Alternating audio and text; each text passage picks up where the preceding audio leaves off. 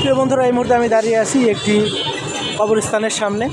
এটা আলিপুর কবরস্থান। আচ্ছা, এই কবরস্থানটা দেখানোর অন্যতম প্রধান কারণ হলো একটা কথা বলার জন্য। দেখেন, এই কবরে যারা শুয়ে আছে তারা একদিন এই পৃথিবীতে রাজত্ব করেছে, খেটে চলে বেরিয়েছে, কত প্রতাপ প্রতিপত্তি দেখিয়ে বেরিয়েছে। ঠিক তেমনি আমরা যখন এমন হাঁটাচলা করছি, আমরা একে অন্যের উপর অত্যাচার করছি, অন্যায় অবিচার করছি। আসলে ওনারা যেমন পৃথিবীতে থাকতে পারে না, আমরা কিন্তু এভাবে থাকতে পারবো না। ওনাদের মতো আমাদেরকেও একদিনকে এই অন্ধকার কবরে থাকতে হবে। তাই আমরা যদি একটু যে কোনো কাজ করার আগে, যে কোনো অন্যায় করার আগে, যে কোনো জুলুম করার আগে একটু বিবেচনা করে নিই যে কোনো সময় যদি আল্লাহ তাআলা ডাক দেয়, আমাদেরকেও কিন্তু এই অন্ধকার কবরে চলে যেতে হবে।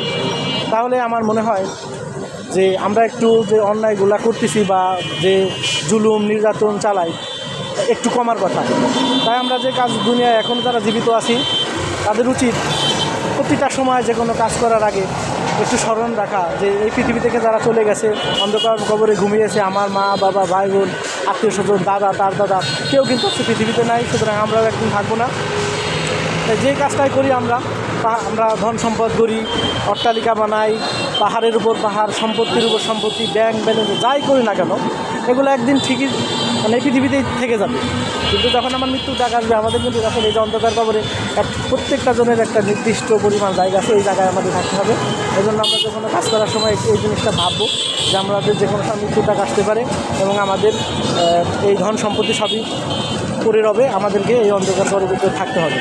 এবং অবশ্যই আমরা যদি এটাভাবে কাজ করি, আমরা যে অন্যায়গুলা করি, যে জুলুমগুলা করি, যে